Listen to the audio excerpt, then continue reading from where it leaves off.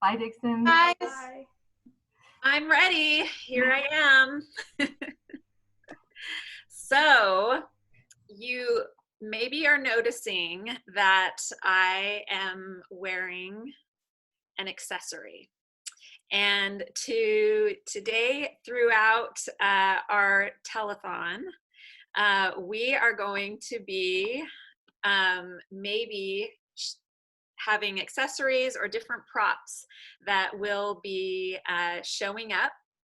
And we are doing a drawing at the end of the day. So we're looking for people that can identify the prop and that can also identify what dance that it came from. Now, you would have to be like a true PBD fan to get all of these. But I know that there's some true PBD fans out there and who might remember the piece that this chef's hat came from. So if you can do that, go ahead.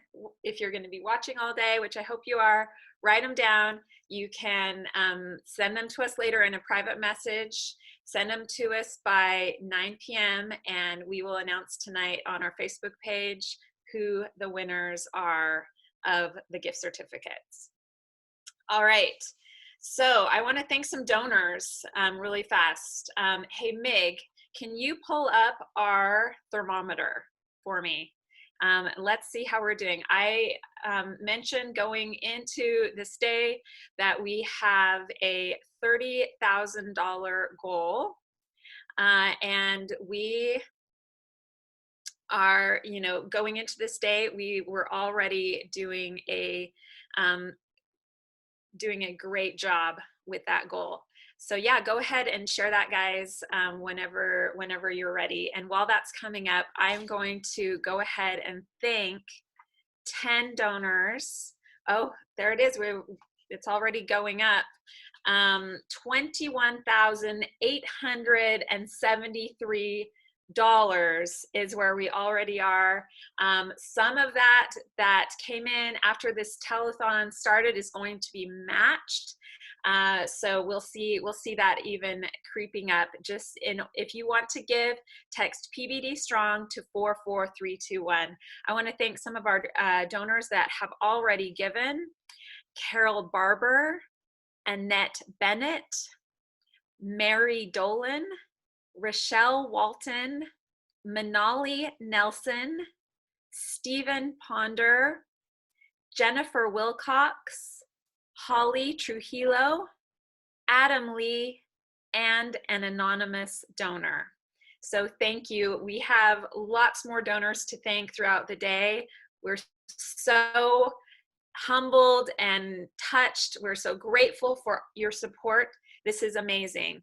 Remember, every dollar that's given today is matched by our board. So you're giving a lot of impact. You're getting a lot of impact for your gift today. All right. I think we are ready for our next interview.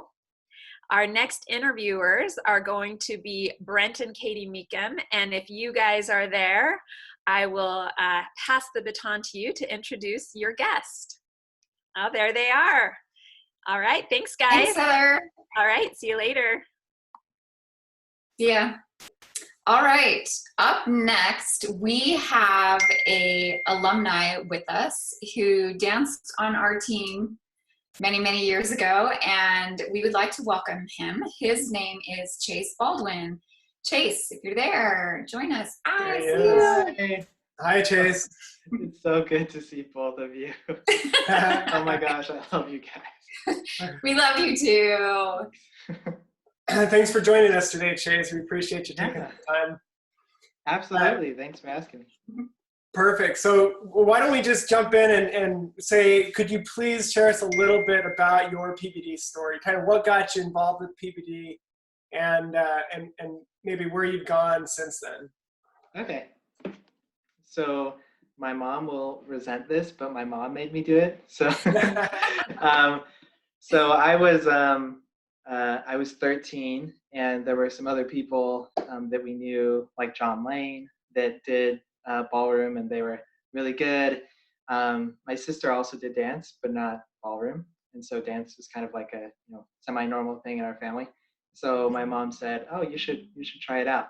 So this was back way before there was even a studio, and we were doing little routines in a ghetto community center in Pacific, and Yeah. it was we're going to different places every week. It was so much fun. I was on Christine France's team at first, um, and it was awkward, and I didn't like it, but I kept on doing it for a little while. I was like 13. I wasn't that good with people in general, but I kept on doing it, and after a little while, after a couple of years, it became something more that I did, um, and then I wanted more and more to do it, and then I really kind of, you know, put off everything else and pretty much made that my thing. So that was great. I did it through high school at PBD, and then after PBD, I went to um, Brigham Young University, where I danced on their tour team for a couple of years. Got to travel the world, go to Blackpool and compete. And my wife and I competed. We were actually partners my whole time during BYU, so I met her first as my partner, and we got married later. But yeah. Yeah, I think Meg is probably bringing up a picture. Yeah, Oh there yeah, you there we are go. There we are. with your fantastic wife, Jessie. Yeah, she's great. So over the years at the competitions at BYU, Brent and I are usually sitting right there on the floor, and it's one of Yes. our favorite things to see you guys out there dancing together, and we would always yell, "Bodacious Baldwins, yeah!" I know. Oh my gosh, we remember that. Jesse was just saying that the other day. I think we sent one picture. We sent one of the pictures we sent. Jesse said to me, she's like, the Meekums were right there shouting, "Bodacious Baldwins, go!" Oh yeah, that was always the highlight of nationals. Brandon and Katie there cheering us on. Yeah, that one. Yes. She said you guys were sitting right Yep. Her hand was probably just like inches from us. there. Yeah. Oh, so stunning. Wow. So Chayce, you've gone on and developed an amazing skill set in ballroom. Can you tell us a little bit about what helped you get so good? You've really achieved a lot. So Okay. Yeah. I don't know if I'm so good, but You but are. when I was at PBD, well, okay. So there's a couple things. Okay. So one of them, I think, first of all, would be you guys, because you inspired me and you were an incredible impact on my life, along with Matt and Heather and the other coaches that I had. And you inspired me to be my best. So thank you personally for that. And there was a time, I guess, probably my junior year of high school, where I just kind of sat down and reflected, I think, and I said, you know what, this is what I like to do. And so I'm going to do it as best I can, just kind of, especially through high school, your kids are trying to find themselves. You don't know who you are. You don't know what you're doing. You don't know what's going on. That's what my boss said the other day. We study adolescence. We do psychological research on adolescence, and she's like, in adolescence, you don't know what's going on. So that's essentially what adolescence is like. That's one reason PBD is great, because it really gives you structure in a million and one ways. But so there's all these things going on. But eventually, as the years went on, I dropped off baseball, I dropped off football, and I kept on doing dance, and kind of stepped back, and I was like, yeah, this is what I like to do, and so I'm going to do it the best I can. So at that point, I kind of came up with the idea. I was like, well, if I want to do it the best I can, then I'll just do it as much as I can.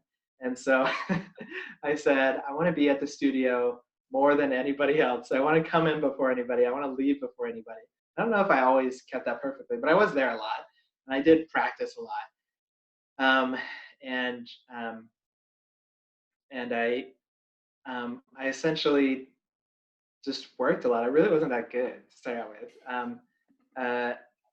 But I kept on working and doing my best. And I still wasn't the best afterwards, but I got a lot better. And practice is kind of one of those like secrets of life that anybody anywhere can get better at anything if they practice, really. And I really, during that time, I really like held on to like dark rainy days, which is like really easy in Washington. The days the days when other people don't want to do the thing, when other people don't want to go to practice, the days when you feel kind of unmotivated, those are the days that I wanted to do more. I was like, I want to do this, and on the days when other people aren't going in, I want to do even more so that I can be even better. And that was kind of a thing. And I was hoping, I was like, I really want to go to BYU.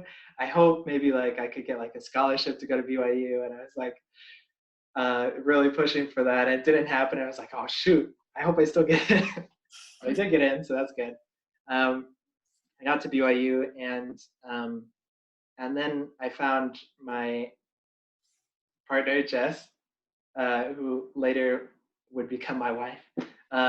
So Brent Keck at BYU, right when I got back, so I got to BYU like first week. I don't know anything or anybody, but I knew Brent Keck kind of.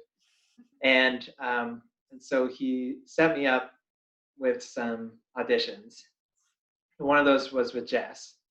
He's like, oh, like, you guys might be a good pair. So, we're both short, so it's like perfect. So then we started dancing together. And Jess, like me, was kind of like a dreamer. So she was, I really wanted, and I was kind of drawn towards Jess because she was willing to just be like, hey, let's go full out and let's like achieve something that we don't think we can achieve, and try our very, very best. And not everybody's like that, but she's willing to dream. So I was like, yeah, I'm like that too. Let's do it. So we started dancing together. This may not, be like the biggest thing in the world, especially when you have other people that are going to be interviewed today that are like national champions and like the best at what they do. But we really, we weren't the best. And so our event was pre-championship Latin, and we were trying to do good at that. And we tried really hard, and we didn't think that much would come after. There's like, this event's insane. There's like millions of people. There's like 7 rounds. But we just kept on coming back and back. And then somehow we were in the final, and we're like, oh my gosh, we made it to the final.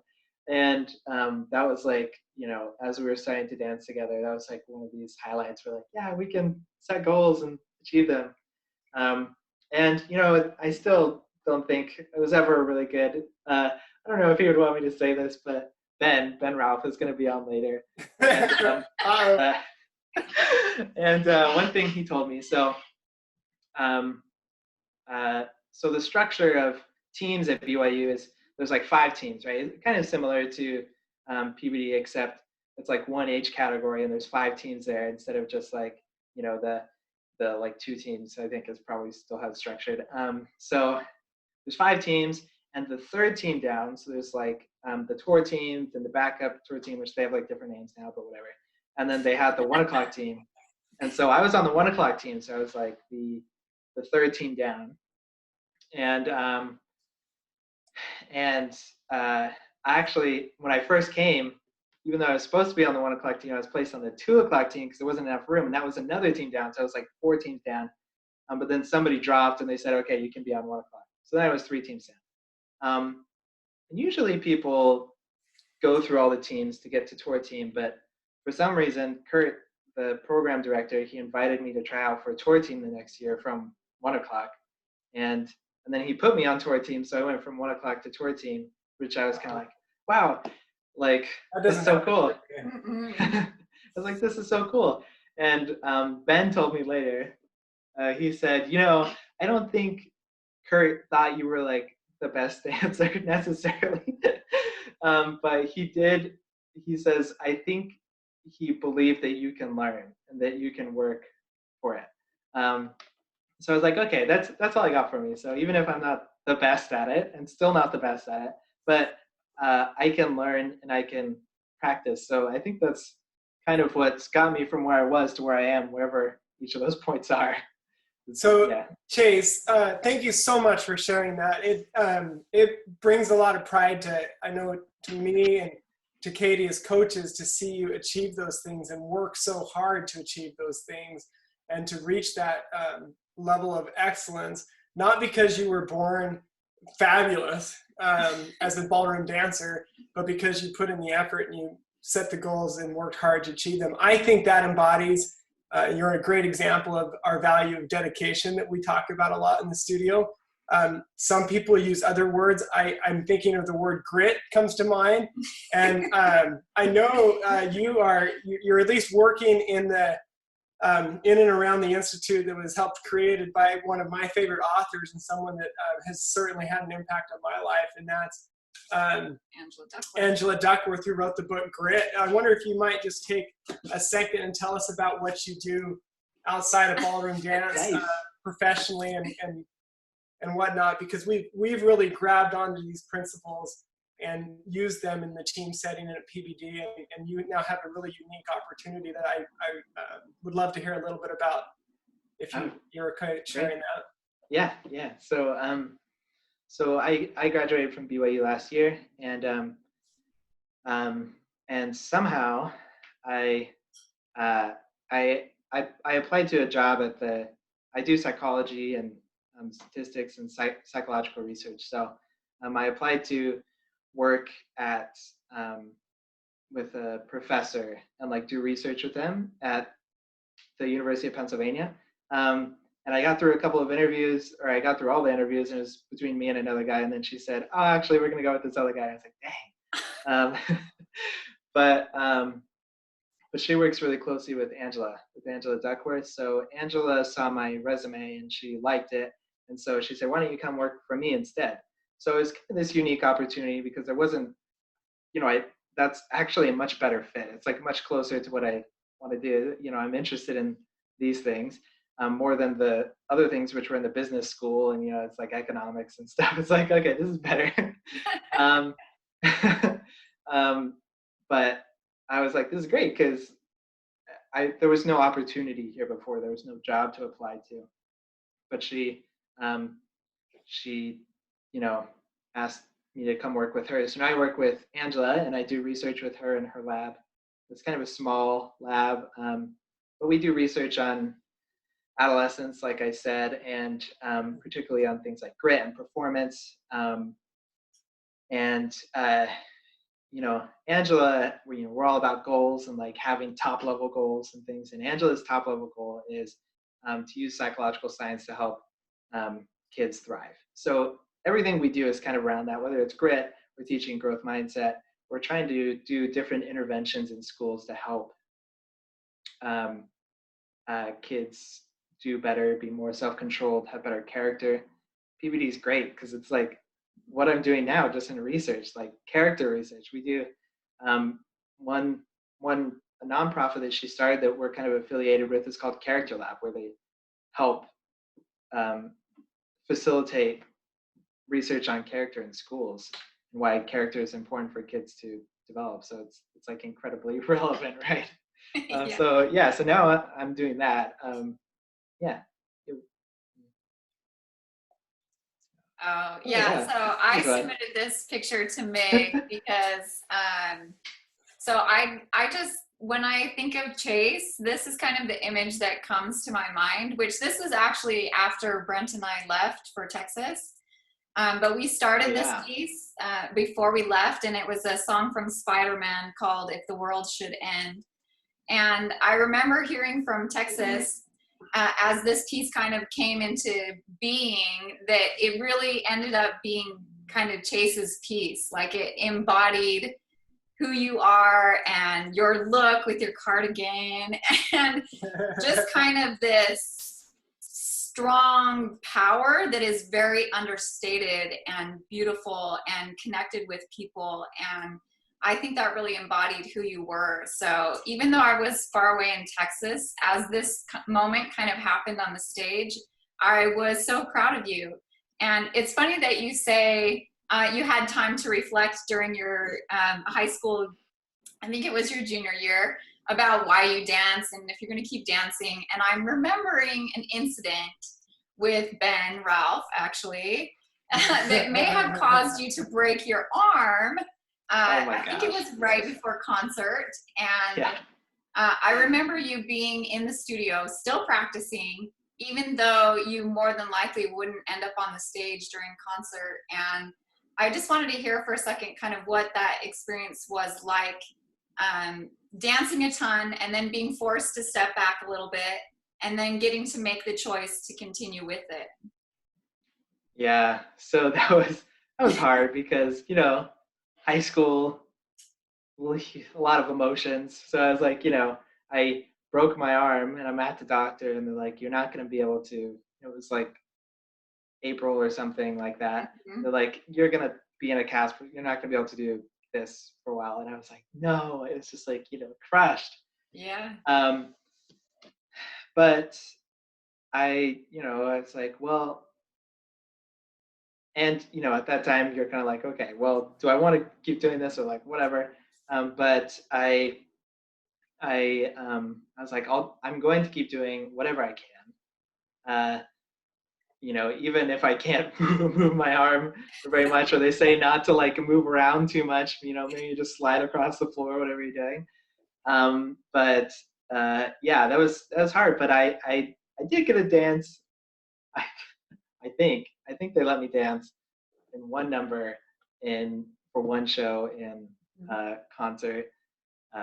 Fire burning the dance floor. I think I danced that somehow. I don't even remember, but yeah, so it was kind of devastating. But I think it kind of, hopefully, it made me, you know, even a little bit more committed because I had to work a little bit harder to do it.